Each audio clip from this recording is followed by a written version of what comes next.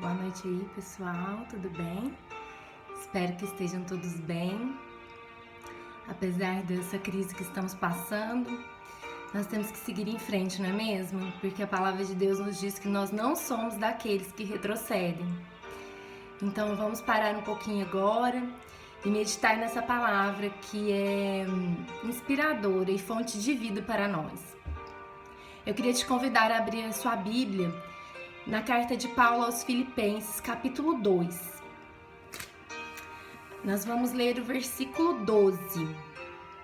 Diz assim: Assim, pois, amados meus, como sempre obedecestes, não só na minha presença, porém muito mais agora na minha ausência, desenvolvei a vossa salvação com temor e tremor. Olha só, eu escolhi essa versão, que é da Almeida, Revista e Atualizada, de uma forma proposital, porque não são todas as versões que usam esses termos, desenvolver a vossa salvação com temor e tremor. Mas foi justamente essa questão do temor que o Espírito Santo colocou no meu coração para que eu falasse com vocês. Mas o que vem a ser esse desenvolvimento da salvação com temor?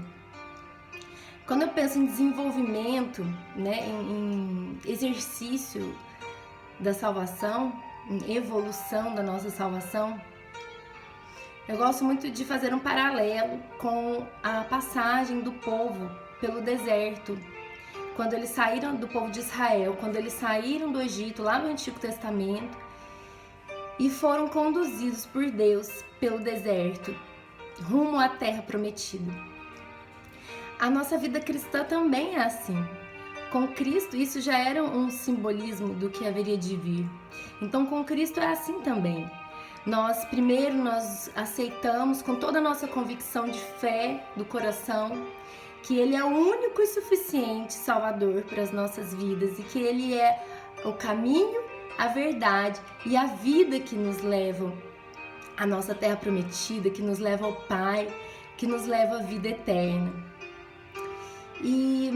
Mas depois de fazermos essa profissão de fé, nós temos um longo caminho pela frente, no qual o Senhor nos aperfeiçoa em muitas áreas da nossa vida, nos aperfeiçoa no seu amor. Mas para isso é preciso que usemos uma estratégia, uma arma muito importante, que é o temor. Veja só o povo no deserto. Muitos foram padecendo pelo caminho por ausência de temor, porque eles começaram a reclamar, começaram a murmurar, sentindo saudade das coisas do Egito, começaram a questionar Moisés, questionar a Deus. Eles sentiam saudade até da carne do Egito, sendo que eles tinham maná, que sobrenaturalmente os supria todos os dias.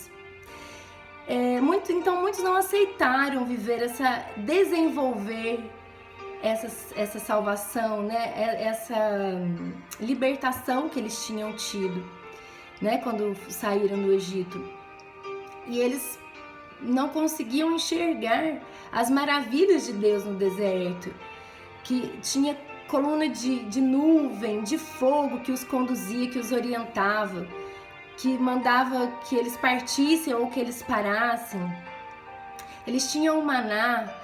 A palavra de Deus diz lá em Neemias, no livro de Neemias, que as sandálias iam crescendo nos pés deles. Eles não perdiam as sandálias, nem as roupas, tudo sobrenaturalmente era provido. Mas muitos não confiaram, muitos não quiseram entender que era preciso viver nessa dependência. E muito disso aconteceu por ausência de temor. Isso também acontece nas nossas vidas. Lá no Salmos 25, o salmista diz que a intimidade do Senhor é para aqueles que o temem. E em Malaquias 4, lá no início do capítulo, não me lembro bem o versículo, diz que o sol da justiça nascerá para os que temem o nome do Senhor. Então o temor, ele é algo muito abordado na palavra de Deus e que muitas vezes nós deixamos de lado e esquecemos. Porque nem todos os momentos da nossa vida nós vamos fazer a vontade de Deus com uma vontade absurda no coração ou por amor. Quantas vezes eu já orei sem querer orar, eu já li a Bíblia sem querer ler, eu já perdoei sem querer perdoar, eu já segui alguma orientação da palavra ou mesmo algo que o Espírito Santo trazia em meu coração por temor e não por vontade e por amor. Muitas vezes, e em todas as vezes que eu usei desse temor para fazer a vontade de Deus, eu não me arrependi, pelo contrário, eu fui grandemente liberta, eu fui grandemente abençoada. E todas as vezes que eu não obedeci por ausência de temor, eu me arrependi. Então eu queria te convidar a usar desse temor. Eu me lembro, falando nisso, eu me lembro de uma conferência que eu fui em São Paulo ano passado, daquele pastor que é famoso nas redes sociais, que se chama Luciano Subirá. Era sobre santidade, a conferência que tudo tem a ver com esse desenvolvimento da nossa salvação. E ele deu um exemplo, um testemunho, que um dia Deus falou com ele que era para ele entender a dinâmica do paraquedas de emergência. E ele se lembrou que ele tinha um pastor, amigo dele, que já havia trabalhado com isso no passado. Aí ele ligou pro cara e perguntou: olha, se você for me resumir em poucas palavras o que é um paraquedas de emergência para você, como você falaria? Como você resumiria? Aí o pastor disse, o amigo dele disse assim: olha, é aquilo que você não quer usar, você não quer precisar usar, mas se usar, você dá graças a Deus. Aí ele falou: mas por quê?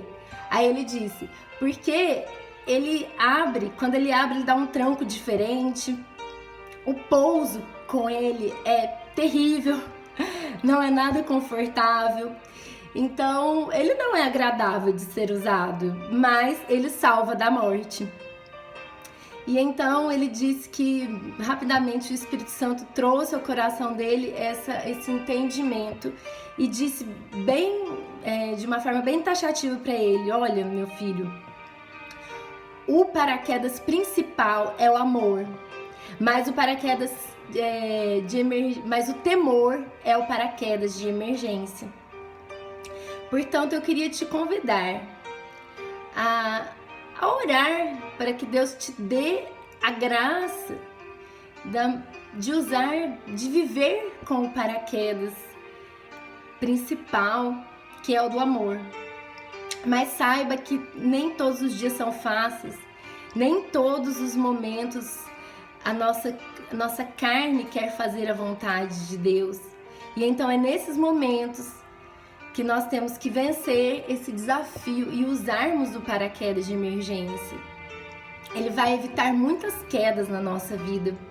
Veja só, quando Jesus estava no Getsêmani e os discípulos dormiam, quando Jesus pediu para que eles orassem com ele, num momento de grande angústia, Jesus disse: orai e vigiai, porque o espírito está pronto, mas a carne é fraca. Então o temor, quando a nossa carne fraquejar, é pelo temor que nós vamos prosseguir. Essa é a mensagem que eu queria deixar para vocês.